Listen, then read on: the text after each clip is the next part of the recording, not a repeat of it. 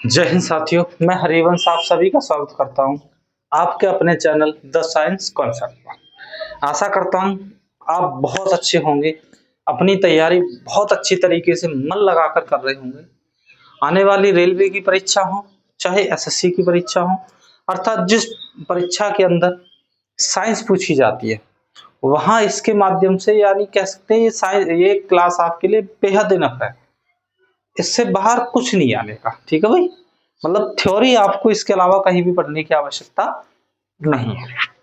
चलिए देखिए, हमारा चल रहा था पाचन तंत्र, और पाचन तंत्र में हम छोटी आंत तक चीजें कवर कर चुके थे।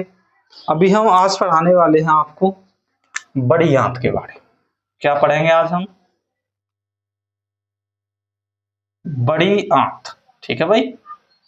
आज हम पढ़ने वाले हैं बड़ी आंत अर्थात लार्ज इंटेस्टाइन, ठीक है। बड़ी आंत देखिए, अगर हम बड़ी आंत के बारे में चर्चा करें, मैं कहूं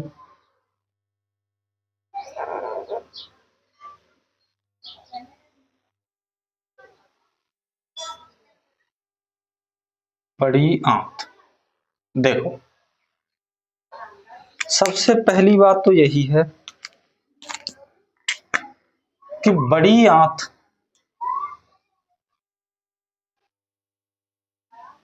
आंत लंबाई में 1.5 मीटर होती है परंतु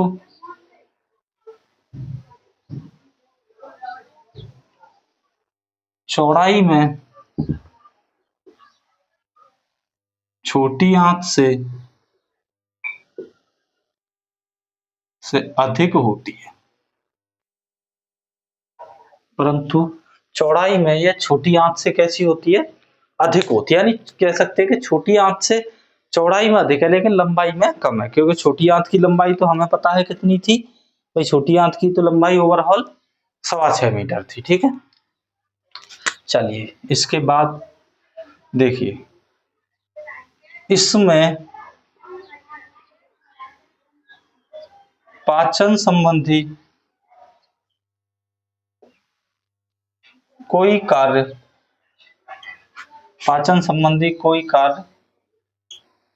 नहीं होता है, क्योंकि इसमें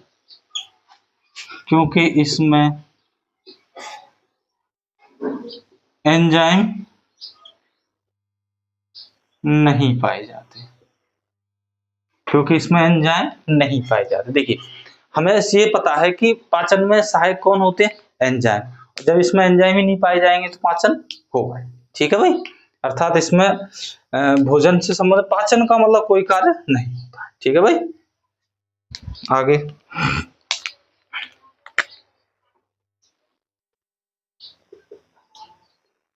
बड़ी आंत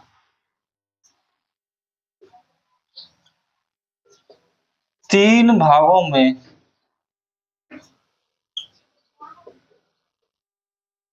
बटी होती है। बड़ी आंत तीन भागों में बटी होती है। तीनों भाग कौन कौन से हैं? देखिए, पहला भाग है सीकम, दूसरा भाग है आपका कोलोन, सीकम, कोलोन और रेक्टम। सीकम, कोलोन और रेक्टम, ठीक है। इस तरह से यह तीन भागों में बटी होती है। आगे बात करें, ये जो सीकम वाला भाग है, सीकम वाले हिस्से में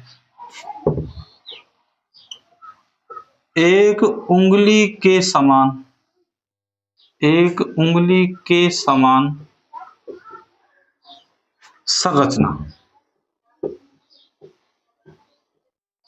संरचना पाई जाती है, जिसे संरचना पाई जाती है, जिसे वर्मीफॉर्म अपेंडिक्स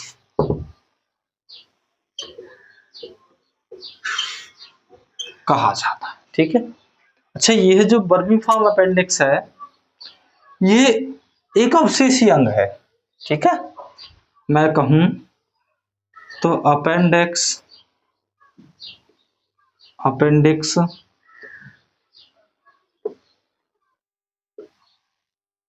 मानव में एक अवशेषी अंग है। इसका कार्य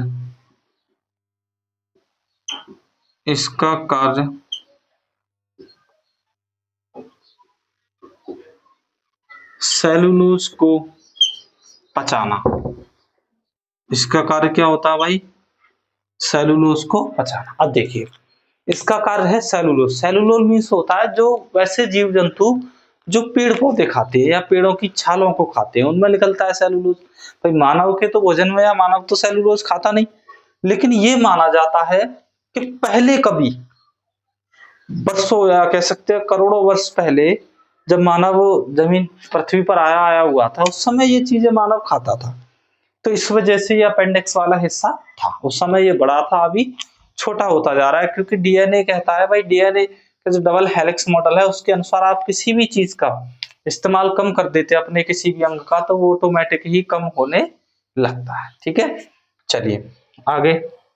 तो अभी व्यक्ति सेलुलोज खा रहा नहीं, तो बताइए पचाएगा क्या? तो ये कैसा हो गया? अवशेषीय। आगे मैं बात करूं इसी में, अर्थात अपेंडिक्स में, अपेंडिक्स में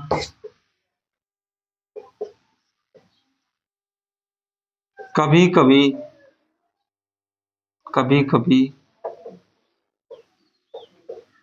संक्रमण होने के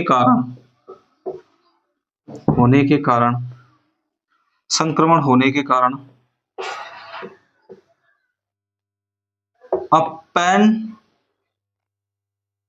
अपेंडिक्सिटाइटिस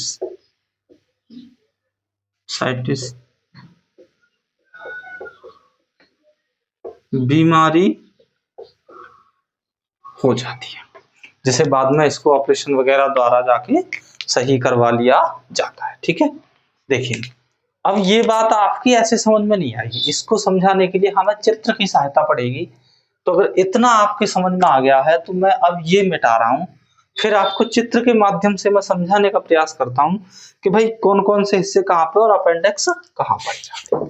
ठीक है।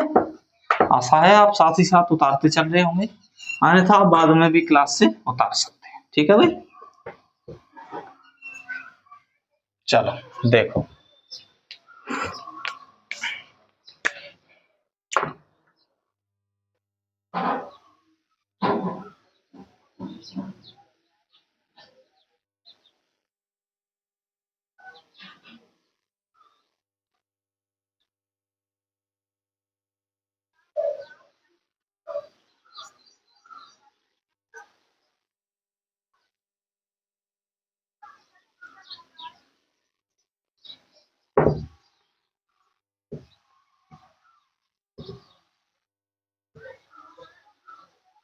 देखिए आप ऐसे मान के चलिए कि यह क्या है, तो यह है भैया आपकी बड़ी आंत का चित्र। यह क्या है? बड़ी आंत। ठीक है।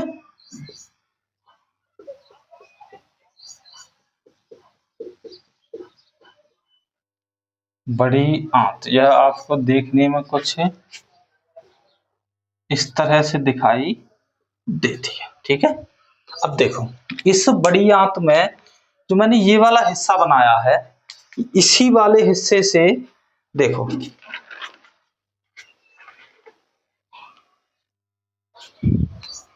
चलो अब रेड पेन देखिए, ये जो मैंने हिस्सा नीचे बनाया है, ये वाला, ये हिस्सा, यही है वर्मीफॉर्म वर्मीफॉर्म अपेंडिक्स। ठीक है, देखिए इसमें यहां पर इस जगह पर कुछ बाल लगे हुए होते हैं जिन्हें कहते हैं स्फेंसाइटस बाल। ठीक है, अच्छा ये वाला इस बाल से नीचे और बम्बीफॉर्म अपेंडिक्स से ऊपर वाला जो हिस्सा है इसी को कहते हैं सीकम। ये कौन सा भाग है? सीकम। देखिए ये जो यहां से ये पूरा भाग है ये एक बड़ा सा भाग है कॉलम। कॉलम कॉलम और यहां भी है ये कॉलम। ठीक है भाई, इस वाले क्षेत्र को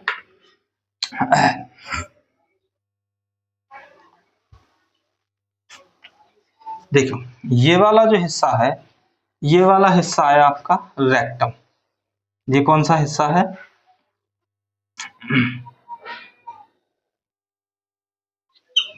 रेक्टम। ये जो जहां छोटी आंत जुड़ी होती है उसे कहते हैं इलियम। इलियम, यहां कौन सी आंत जुड़ी होती है? छोटी आंत। देखो भोजन मान लीजिए छोटी आंत से इस नली के माध्यम से जाएगा बड़ी आंत में। अब भोजन इधर ना लौटे अर्थात सीकम वाले भाग में ना लौटे इसलिए यहाँ बाल्ब लगे हुए होते हैं और ये कहाँ भेज देते हैं? ऊपर के लिए। इस तरह से भोजन आएगा। इसी के बाद नीचे यहाँ पे होती है ये एनल कैनाल और यहाँ होती है ये एनस, जिसे गुदा या मल द्वार कहते हैं। ठीक है भाई, देखो इससे ये भोजन नीचे ना लौटे इस वजह से यहाँ बाल्ब लगे होते हैं सीकम। इसमें अगर पूछ लिया जाए कि इसमें सबसे बड़ा हिस्सा कौन सा होता है तो कॉलोन का हिस्सा होता है। छोटी आंत जो बड़ी आंत से जुड़ी होती है उस हिस्से को क्या कहते हैं? इलियम। उसको क्या कहा जाता है? इलियम। ठीक है भाई, ये इलियम वाला भाग जो है ये किस में पाया जाता है? छोटी आंत में। ड्यूडेनम, जेजुनम और इलियम, अर्थात इलियम वाले भाग से कौन जुड़ा हुआ होता है? छोटी आंत। अब मेरे हिसाब से आपको ये आसानी से समझ में आ गई होगी। ठीक है, यही है वर्मीफॉर्म अपेंडिक्स। ठीक है, चलिए आगे बात करते हैं। अभी ये मैं रफ कर रहा हूँ, थ्योरी में आगे चलेंगे अभी।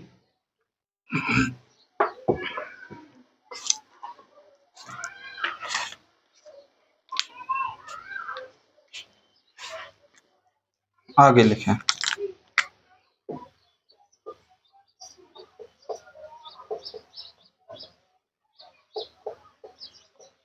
छोटी आंत नहीं, सॉरी, बड़ी आंत।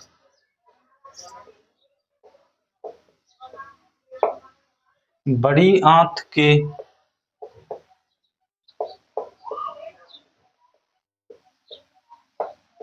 कॉलोन वाले हिस्से में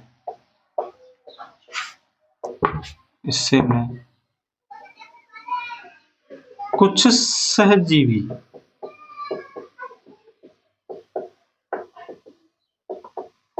पाए जाते हैं जो जो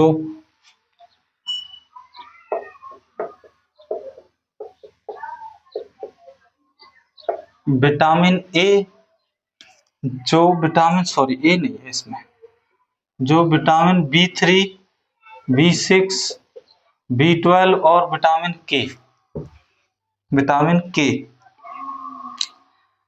का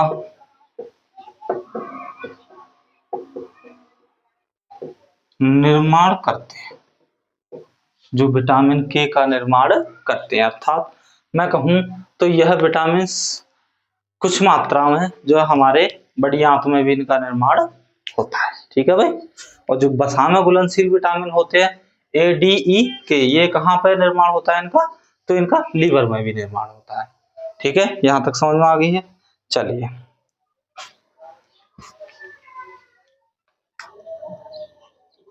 जो रेक्टम वाला भाग था,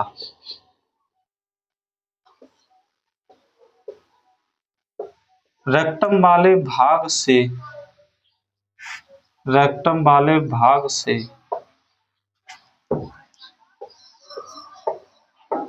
अनपचे भोजन को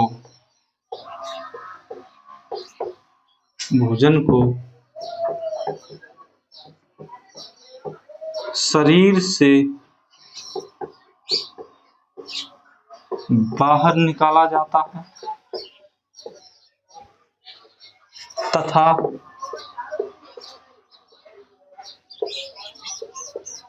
जल का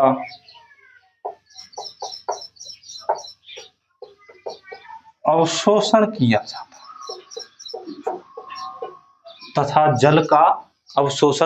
जाता है मैं कहूं कि यह जो रेक्टम वाला भाग है, बिल्कुल नीचे वाला भाग बताया था, उस वाले भाग में क्या होता है भाई, अनपचे भोजन को और निकाल दिया जाता है एनस के माध्यम से, गुदा के माध्यम से, और इसमें क्या होता है कि जल का भी अवशोषण या पाचन कर लिया जाता है। ठीक है, आगे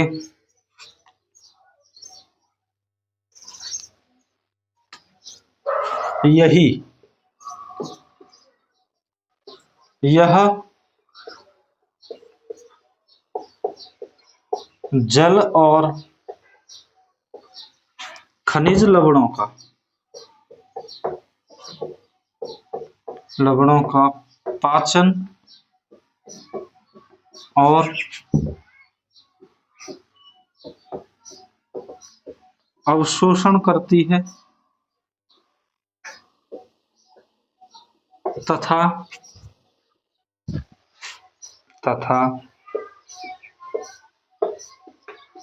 अनपचे भोजन को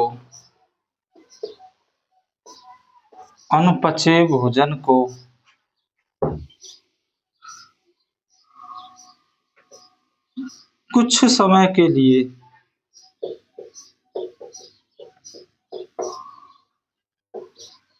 रोकती है।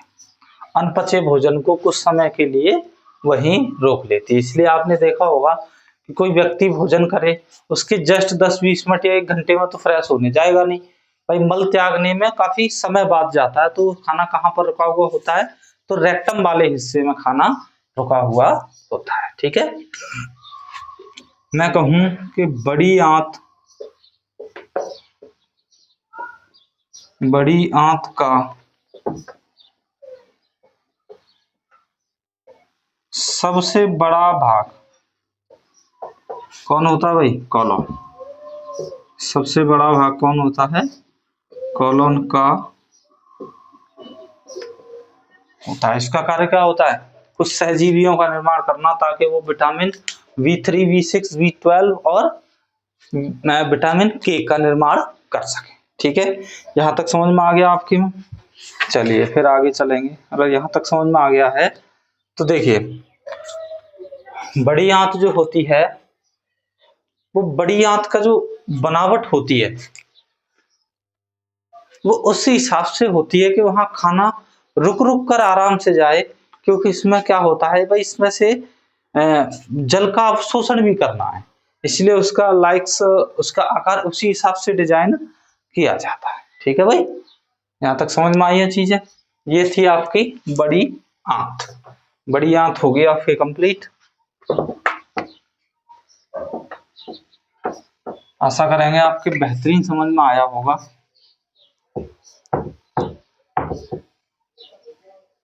चलिए